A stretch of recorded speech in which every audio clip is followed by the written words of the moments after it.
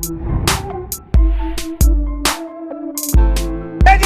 होश में आओ, होश में आओ, होश में आओ, होश में तुमको आना होगा, वरना तुमको जाना होगा, वरना तुमको जाना होगा, जाना होगा, जाना होगा। नरेंद्र मोदी तेरी गुंडागर्दी नहीं चलेगी, नहीं चलेगी, नरेंद्र मोदी तेरी तानाशाही नहीं चलेगी, नहीं चलेगी। नरेंद्र मोदी होश में आओ, होश में आओ, होश में आओ, होश में तुमको आना होगा, आना होगा, जाना होगा, वरना तुमको जाना होगा, जाना होगा, जाना होगा। नरेंद्र मोदी शर्म करो, शर्म करो। देखिए, कांग्रेस के समय और बीजेपी के समय की बात नहीं है। जब जब भी दाम बढ़ते हैं सरकारों को संज्ञान लेना चाहिए।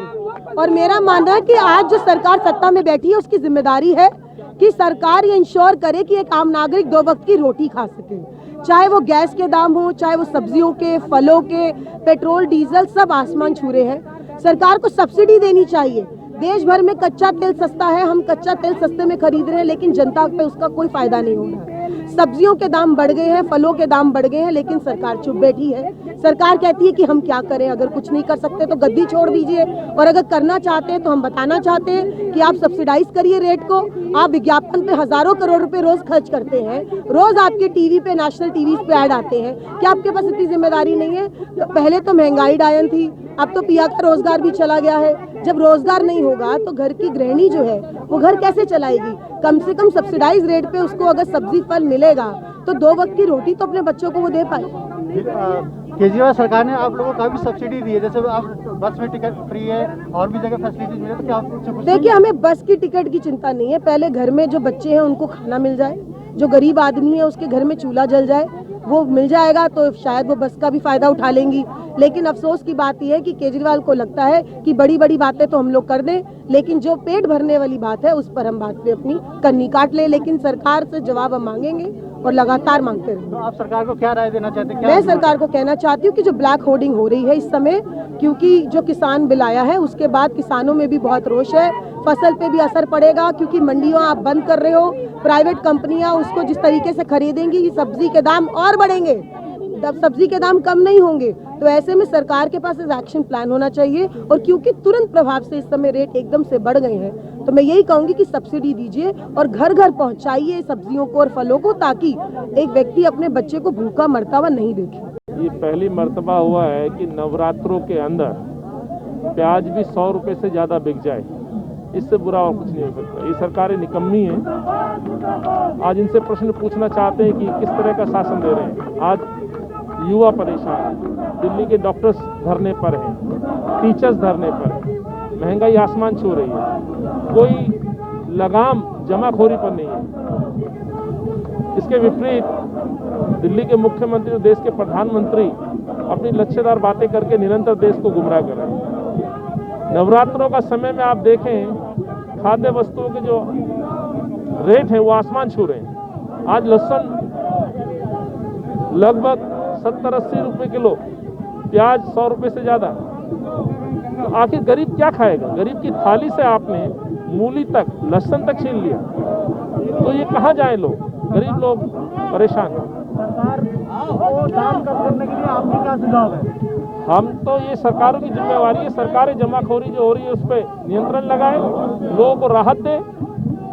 राहुल जी निरंतर ये बात सरकारों को कहते रहे कि लॉकडाउन के पीरियड के दौरान जनता परेशान है, मजदूर परेशान है, युवा परेशान है, आम जनमानस परेशान है। इनको राहत देने के विपरीत आज किसानों को परेशान किया जा रहा है। तो हमारी मांग यही है, सरकार आगे आकर के आए, सब्सिडी दे, किसानों को मदद दे, इस पर नियंत्रण करे। और ये भी प्रश्न पूछना चाहते हैं कि भाजपा के वो मंत्री, वो नेत्री, जो नेता लोग लगातार सिलेंडर लेके धरने पे बैठा करते थे, आज क्यों आवाज नहीं बोल रहे हैं? क्यों आवाज नहीं उठा रहे हैं गरीबों के लिए? गरीब की थाली से आपने अन्न छीन लिया।